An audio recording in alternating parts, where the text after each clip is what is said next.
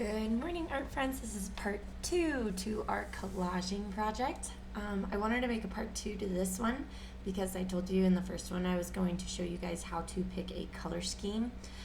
In color theory, what a color scheme is a choice of colors that you use in a design, and it can be colors that are across from each other on the color wheel or colors that are next to each other, colors in groups of 3.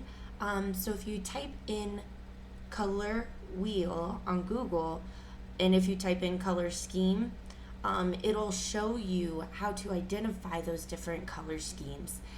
Really all it is what colors look good together, and what colors mix together. So today I am going to be using a cool color scheme. So on my watercolor tray, and normally they do this with watercolor trays, they put the cool colors next to each other and then they put the warm colors next to each other. Cool colors are colors that are chill and they relax, and warm colors are hot, hot, hot, and they pop, pop, pop. So these are also cool colors. This one right here can actually be a warm color. There's more yellow in it than there is blue. So because there's more yellow, it makes it hotter towards that spectrum. And also some reds, if they're deep enough, can be cool colors. This is a red violet down here, so that could also be part of my color scheme.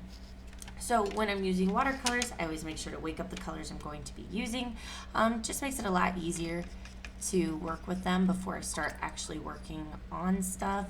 So I'm just adding water to them right now, quite a generous amount too. Not that I'm bragging or anything. So waking up my colors. I'm going to wake up all the cool colors. I really like this watercolor tray because it has so many colors on it. I'm going to wake up that lime green and this red violet over here. Oh, you guys can't see. Alrighty. So when I am coloring in my collage, I want to make sure that no matter what color I use, it doesn't touch itself when it's broken into another object. So every time that an object overlaps another one, we want to paint it a different color that we picked within our color scheme. Now, this can be a lot harder if you only choose a couple of colors, like 2 or 3.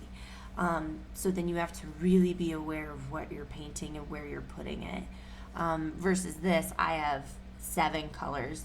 So as long as I'm changing the color when it comes in contact with another object, then we'll be on a good page there. So I'm gonna make sure I'm using the brush that matches the space. A lot of times we use bigger brushes to use in the wrong kinds of spaces, so we want to make sure we're using the right brush. So I have a smaller brush here. So I'm gonna do, and the less water you use with watercolor, the darker and more vibrant the color is. So what's great about this is I can add more water to this color, use it on my mixing tray here. So if I just bring some of this color over and I add more water to it, and quite a bit, I might say, to really see the difference in color. And then I use this color next to this blue, it's gonna look totally different. So as you can see, it's much softer. The color I say is not as pungent. But then it looks like I did a light blue instead of a dark blue. So that totally counts as me changing colors and the colors not being the same. Normally to make a color lighter, like in the acrylic world, we would add white to change the tint of the color. So yeah, I'm just gonna change this up. But yeah, making sure you're using the appropriate size brush. So I wouldn't want to use a teeny tiny brush for this big space right there. That wouldn't make sense, right? It would take forever. You do want to be careful with watercolors. What tends to happen is, especially with little kids, they don't stay directly in their lines. And when watercolor overlaps, it will spread and bleed the color. And I'll show you guys that, what can happen. Ooh, that doesn't look that pretty on the camera, but I promise it's a very, very bright green. So what would happen if I accidentally took my paint and went over this blue part that I just painted? So with a little bit of water, kind of creates like a canal, and it starts to mix the colors. Can you see how it started to bring that color out? When that happens, all you have to do is take a piece of paper towel, and all I have is a towel right now. You just take a piece of paper towel. It just means that there's too much moisture right there. You take it and you dab it. Don't ever wipe.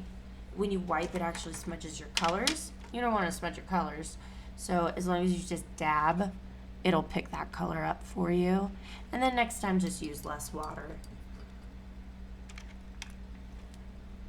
So yeah, every time an object is overlapping in your collage project, you want to make sure you're painting it a different color.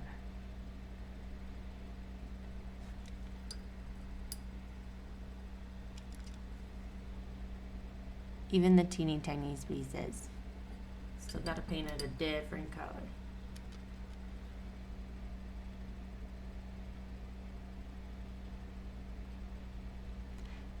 But yeah, I really enjoy this project. It teaches kids patience, especially those that pick a very chaotic design. I tend to try to tailor my kids to pick a design that will be clear and easy to read. Chaos can be really great in artwork, for some occasions, of course. And so I really try for certain projects just for them to focus on, hey, we want this one to be a clean project, so we want our lines to be clean and our objects to be something that's more visible. So to do that, we use less things. Because yeah, they could draw like 100 things and then not realize what the next step is and be like, oh man, I did not make a good choice today. Because then they gotta paint all of that in. So it just avoids conversations for you to have.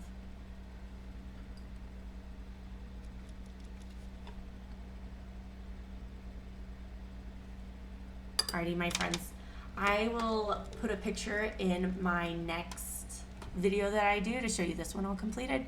I hope you have a great day. See you soon. Bye.